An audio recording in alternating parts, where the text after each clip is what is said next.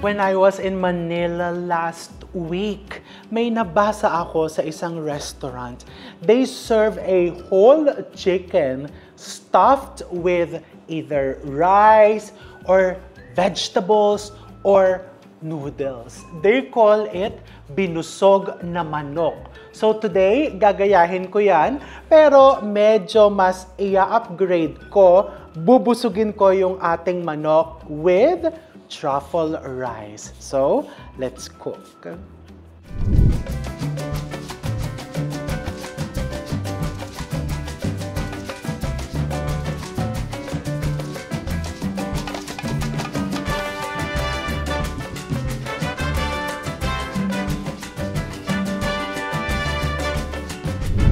So I have here 2 whole chickens, but actually, yung recipe na ipopost dyan sa end card is pang isang manok lang.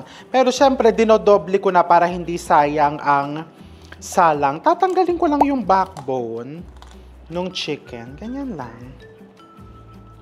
So tatanggalin mo yan. You can use this to make stocks. Kung magsosopas ka, magpapansit ka, tatanggalin mo lang na ganyan. O, diba? Ang ganda nitong gunting ko. One of my best favorite purchase ko in Japan. Nako, ayan. Hindi ko na siya matanggal. Nakwento ko na siguro sa inyo, diba? Na when I was in culinary school, ang pinaka-hate kong subject ay butchery. And yung aking teacher doon, si Chef Bong. Hello, Chef Bong. Si Chef Bong Villanueva. Tinakot ba naman ako na kapag ka hindi mo ginalingan, ibabagsak kita? Nakakatakot si Chef Bong. So, Diyos ko, nagpabili ako ng siguro mga 6 po na manok at pinractice ko po sa bahay. Hindi lang po manok, ha? Nung finals, nako, tilapia, pinractice ko din. Eto, hindi ko matanggal-tanggal to. Ayan, kailangan tanggalin ko tong nakasiwang na to. Pero, wag mo namang pipilayin ng tuluyan yung manok. Actually, yung leeg, pwede mong tanggalin. Pero kasi what I've learned, may mga tao na gusto nilang kainin yung leeg.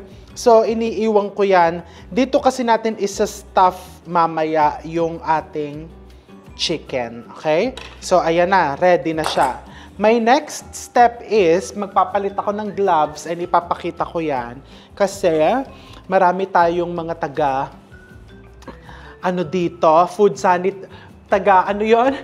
health office, city health office na binabantayan kung nagpapalit ako ng gloves. Tapos magko-comment, sino ba hindi ka nag-gloves?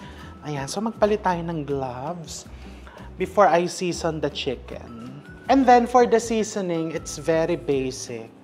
Okay, I have here iodized salt.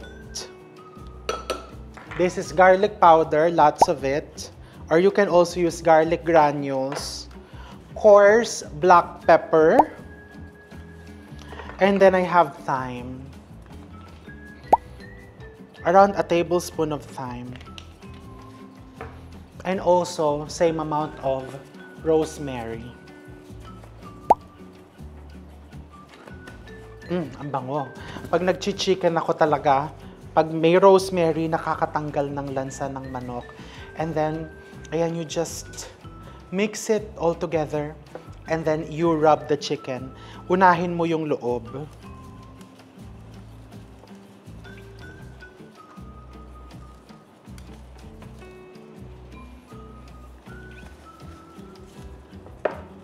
And then, you rub it into the chicken. Kaya mo siya minamassage talaga para pumasok dun sa pores ng manok yung iyong mga seasoning. I know, no, mukhang maalat kasi ang daming garlic powder, may asin. But when I tested the recipe, ay naku, natabangan pa po sila. Ayan, pati yung mga kasukasuhan, make sure malagyan mo yan ng seasoning, and then i-massage mo. And then kailangan ko ng 2 ramekins. Yung pinasok ko dito, ayan. sa loob ng chicken. And then, ilalagay natin yan dito sa ating roasting pan. Then you get a ramekin. This is a ramekin. This is oven-proof. If you don't have something like this, pwede kang kung meron kang stainless bowl or anything that is oven-proof na magpapabuka dun sa chicken. Para as you cook it, the chicken will maintain its shape na bukas siyang ganyan. Kasi dyan natin ilalagay yung rice later on. Okay, see? Just like that. And then I'm going to roast this in a preheated 350 degrees Fahrenheit oven for around 45 minutes. Kasi ang total roasting time is 1 hour. After 45 minutes, ilalagay natin yung ating truffle rice and then we roast it for another 15. Tingnan mo, may nakalimutan ako. Before you roast it, nasa ng olive oil. I-drizzle mo siya with some olive oil. Konti lang.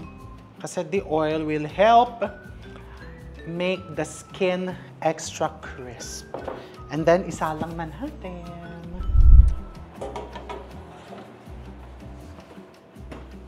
Okay, and now, lutuin na natin yung ating truffle rice and this is the easiest kasi ira-rice cooker lang natin. Pero pwede din naman sa kaserola.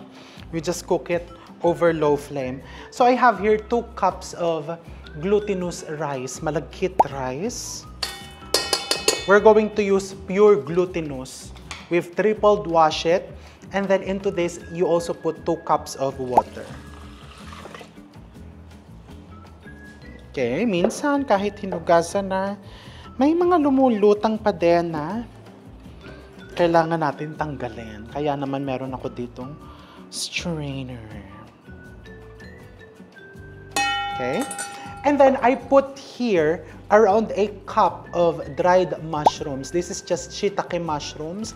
Hindi ko po inugasan, naka-vacuum pack naman to para talagang dito na siya lumambot, dyan lumabas ang flavor. And then I just put chicken powder, around 1 teaspoon, para lang lumabas yung lasa. Just mix it like that. Kailangan medyo durugin mo yung chicken paste. And then I put a pinch of thyme. Just a pinch, para lasa at amoy sosyal. Okay? And then, isasaing lang natin to. So, naghihintay na yung rice cooker. Isasaing ko lang. Quick cooking lang tayo. Okay? And then, balikan natin in 45 minutes. Isa-stuff na natin. So, tamang-tama lang, di ba? We roast the chicken for 45 minutes and then sinaing ng 45 minutes, ipasok natin sa loob ng chicken and then we cook it for another 15 minutes. Balikan. Okay, it's been 45 minutes and hanguin na natin. Ayan, di ba? Perfection. So, itong ramekins, alisin mo dyan. Ako, namimilansik pa. And then, itong chicken natin, ililipat mo na sa serving container mo, sa serving plate. So, nilagyan ko lang ng dahon ng saging para just in case gusto mong ipangregalo, gusto mong i-sharon.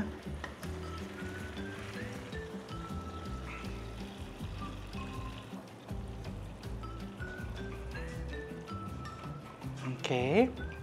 And luto na din yung ating rice. So, itatabi ko muna yan ditong ganyan and then I get my malagkit na sinaing. So, what I'm going to do here, itong drippings, ibubuhos ko dito sa rice. Okay? Actually, pwede mo din isama itong mga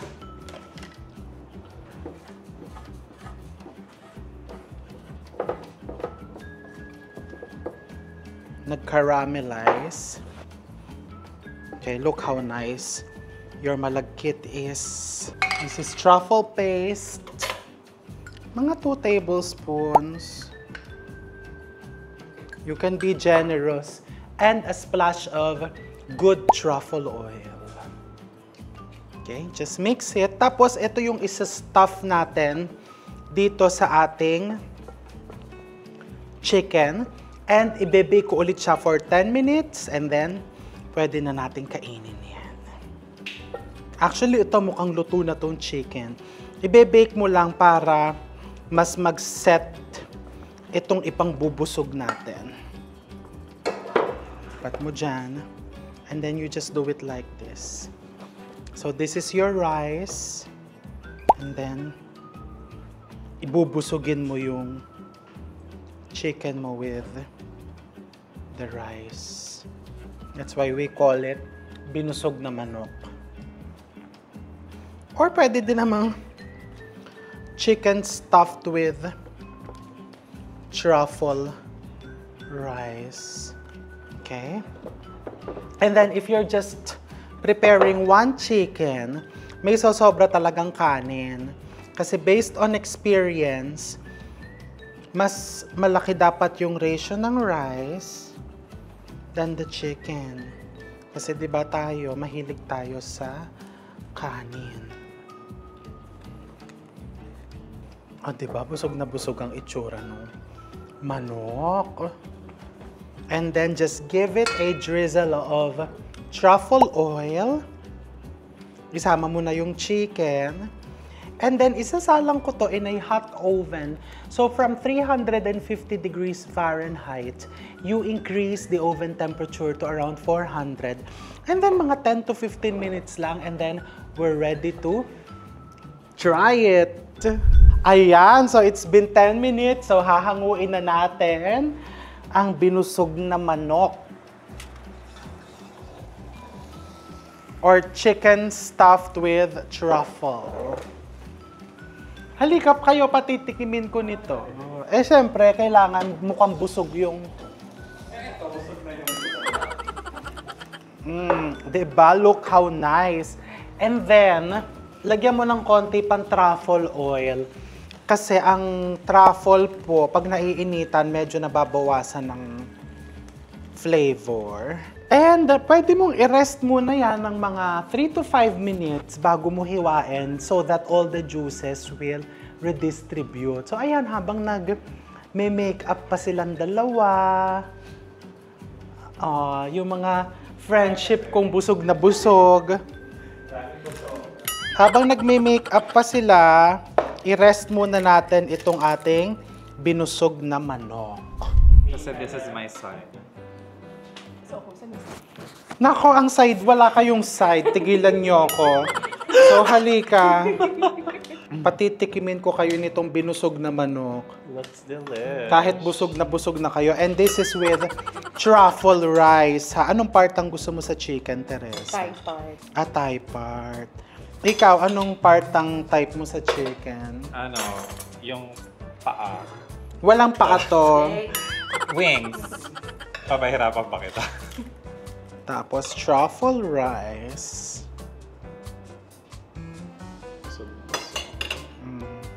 Thank you, Mommy. Sige, tikman nyo. Rice muna. Ang sarap ng ulam. Ang bango.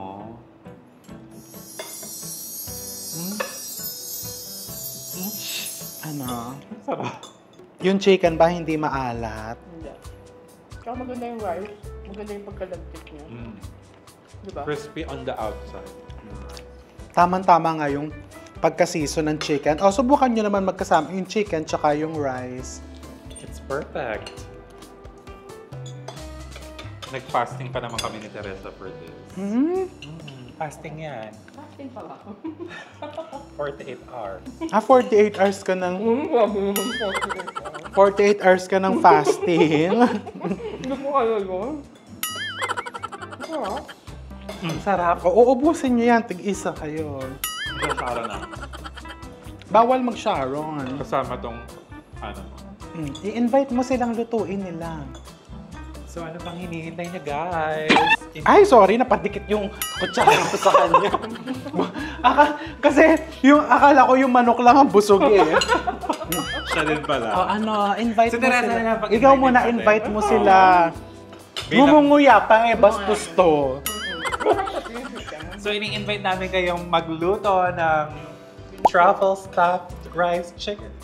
Binago. Binusog. Or binusog na manok. Or binusog na manok kasi hindi kayo magsisisi. This is so good. Ikaw, invite mo sila. Teka, wala palang lapel si madam. Pati hindi pa yun sanay mag-invite. Sige, invite mo sila. Ano yung sabihin? Magluto na po kayo ng binusog na manok. Pampamilya po. Wow! Parang ready ka na magpamilya. Pwede rin pang sarili yan. Ang laki naman. Girl, kung para sa'yo. Hindi ko kaya. Pampamilya yung isang buong manok and yung rice masarap. Gusto mo na ba magpamilya? Huh? I feel like- Soon. Hoy, may kachat yan. Sino ka-chat? Mamalay mo yung ano. From Bumble. Uy, from talaga? Wow. Taga saan yun? Taga saan? Taga-US. Pero, Yan, pinagpapawisan ako. uuwi daw dito eh. Paano siya na-discover nun? Na-discover ko. Siya Nakamatch ko. Oh. Kaso, hindi ako type. Ang type daw si Teresa. Ay, So, naging tulay lang ako. Nakakaloka. Kayo magkaibigan, hindi lang pala manok ang pinaghahatian nyo. It's a random thing. Right, oo. Yeah. Ayan tuloy, may buto. My God! Cut. Ay malay mo, yung mga nanood sa Flores, wala bang nag-chat sa'yo? Meron. Wow! Ang ganda. Oh, diba? Natinig tuloy. Nabulunan tuloy. Wala, yung parang may message. Nakyutan daw sa akin. Ganda mo po. Hope to meet you someday. Gano'n. Oh, diba? Ganun. No, di ba? Why na? Tapos ipagluto mo ng binusog na manok. Exactly. Para mabusog sila. Yeah, busog na busog sa pagmamahal. Oh, ayan. Sige, invite mo sila ulit na lutuin nila to. Mag-comment sila. Baka may message sila for you. Message siya. Baka may message Yeah. sila para sa'yo. Oo nga. Ilagay nila sa comment section. Mainit yan. Ay, sorry. Huwag mong hawakan. Baka mapasok ka. Invite mo. Ayun, i-invite ko kayong lutuin ng binusog na manok. Hmm. Na busog with rice and yung chicken niya, ano tawag doon? Malaki. So, pang pamilya talaga. Ulit-ulit talaga sa pamilya. Pamilya. Gusto na niya magkaalam. Sarili. And kung may message sila para sa'yo, pwede na lang ilagay sa comment Kung section. may message kayo para sa akin. Yung number mo, pwede ko ba ilagay sa comment section? Ha? Wag naman. Pa-flash. Pa-flash natin. Bakit may number? Para kung gusto nila mag-message sa'yo, Pwede diba? sige, Diretso na. flash mo. Wow! Hindi, Instagram handle na lang. talagang Pwede ano na eh. yun. Wag na number. O Instagram handle na Ay, lang. ganun lang yun. Para sa mga nagagandahan kay Teresa at gusto siyang ligawan. Wow. Oo. Ayun. DM her. Diba? Hindi mo ka napansin, yung friend natin, punong-puno ng alahas, mukhang nakaangat-angat. Ang dami nga eh. Diba? Naninilaw, eh, akala ko may hepa. Ano lang yan? It's fancy lang. Ito naman po na lahat eh. Napansin ko, paglingon ko eh, di ba? Ay, kung may hepa. Eh kasi alam ko magluluto ka ng truffle chicken. Baka mag-alangan ka. Pinaghandaan.